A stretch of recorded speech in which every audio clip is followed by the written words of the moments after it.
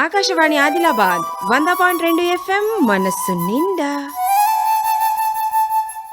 పర్యావరణ కార్యకర్త రచయిత్రి వందన శివ పుట్టినరోజు ఇయాల. చిప్కో ఉద్యమం స్ఫూర్తిగా పర్యావరణ పరిరక్షణ కోసం పనిచేస్తున్నారు. తను పరిశోధకురాలిగాను, లింగ సమానత్వం కోసం పోరాడుతున్న వ్యక్తిగాను, రచయితగాను వ్యవహరిస్తున్నారు. ఇప్పటిదాకా 20 పుస్తకాలను రాసిండ్రు. జీవ వైవిధ్యం ద్వారా జీవ సంబంధ, ఆర్థిక సంబంధ సమస్యల పరిష్కారాన్ని కనుగొనేందుకు ఈమె నవధాన్య అనే స్వచ్ఛంద సంస్థను స్థాపించిండ్రు. ఇయాల పర్యావరణ కార్యకర్త రచయిత్రి వందన శివ పుట్టినరోజు సందర్భంగా పర్యావరణవాది అయినటువంటి సరస్వతి కౌల ఫోన్ ద్వారా చెప్పిన సంభాషణను ఇప్పుడు విందాము. ఈరోజు ప్రముఖ ఫిజిసిస్ట్, పర్యావరణవేత్త డాక్టర్ వందన శివ గారి జన్మదినం సందర్భంగా ఆవిడ గురించి కొన్ని మాటలు. వందన శివ గారు అసలు ఎవరు మాట్లాడని టైంలో ఆవిడ ఈ పర్యావరణ సమస్యల గురించి అనేక ఉద్యమాలు చేశారు.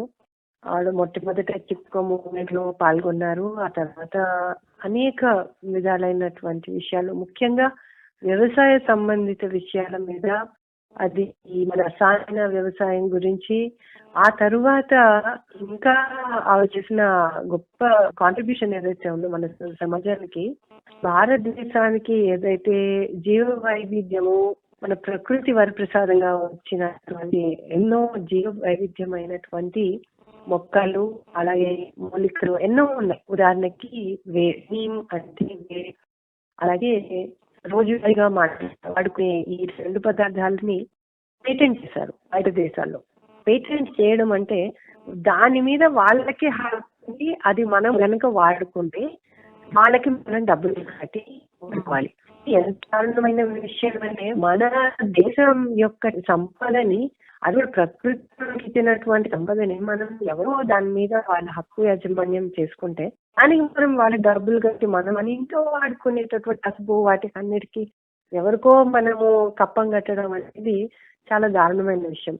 ఈ విషయాలపైన ఆవిడ అంతర్జాతీయంగా కూడా బాగా పోరాటం చేసి ఆ పేటెంట్లని రద్దు చేయించడానికి బాగా కృషి చేశారు.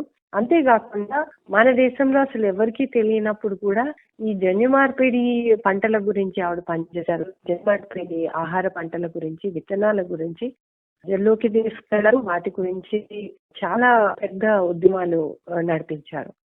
ఆవిడ చేసినటువంటి సేవ మనము తెలుసుకోలేము, ఎందుకంటే అది కంటికి కనిపించదు. కానీ ప్రతి ఒక్క రైతుది, ప్రతి ఒక్క భారతదేశ వాసికి కూడా డిఫెక్ట్ చేసే విషయం అంటే మన ఆహారం గురించి, మన ఆహార పంటలు, అలాగే ఈ యొక్క ప్రాకృతిక సంపద గురించి.